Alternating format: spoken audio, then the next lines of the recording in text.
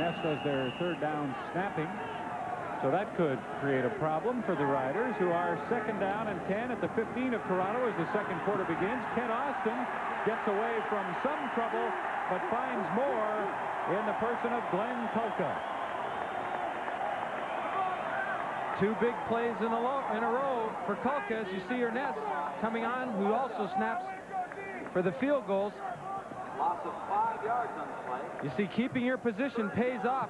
Everything's going to one side. Don't lose perspective of where you are and where you chase your quarterback. Almost looked like Kulka was caught inside, was able to slide out. And with his strength, all he does need to do is get one hand on you, and you're going to go down. Dave Ridgway is on to try a 27-yard field goal. Suter holding. The kick is up, and it's through there. So 36 seconds into the second quarter, the Rough Riders do get 3 and up their lead to 5-0, but they have been on the Argo 15, and in the first quarter on the 1-yard line on the third down didn't get anything. So they are in a position right now, Neil, where they're thinking we're up 5-0, but it should be more than that. Bob Obilovich has referred back to the penalties and the situations and the injured players, and made mention that he's really pleased with the characters the club has shown over the last few weeks. Glenn Edwards with a kickoff return. The Argos looking to get something rolling, and Edwards puts them on the Saskatchewan 53-yard line. And that will be an interesting matchup, Neil. Has all the makings of being a very exciting football game. With Winfield against the Gizmo Williams, the quarterback situation. That's going to be a great one. Wow, and Mike Kerrigan, as hot as he is, can the Eskimos slow him down? Kennedy on a first down pass slips between the 2 Saskatchewan tacklers, one of whom was Eddie Lowe, and gets a gain of 8 or 9 yards. Eddie Lowe has been around the football on 70% of the Toronto offensive plays tonight.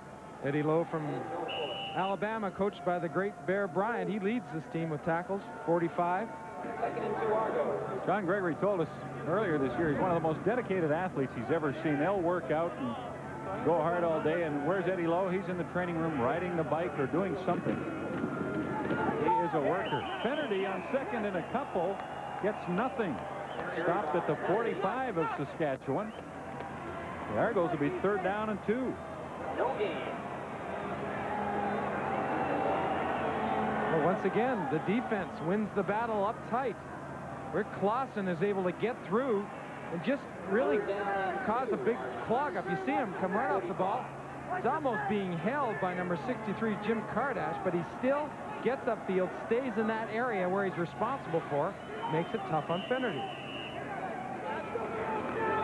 That Saskatchewan line really beat the Argo line to the punch on that play. 3rd down and 2.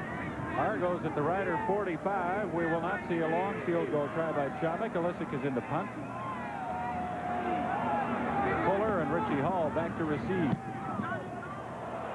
And Olisic hits a low kick, bounces over Fuller's head and into the end zone. And the Argos have scored. They are now down by 4 early in the second quarter. Exhibition Stadium in Toronto from overhead, shot from the OV Skyship. You get a chance right there to see where the baseball fence goes up for the Blue Jays, where that dark patch is that cuts through the field. 12:39 left in the second quarter. Saskatchewan leading Toronto 5-1. Hank Olisic just kicked a single for the Argos, and Ken Austin wants to go long for Don Narcisse. Carl Brazeley had the coverage, and Narcisse, who's playing his second game back from a stress fracture in his leg, couldn't get to the ball. John Gregg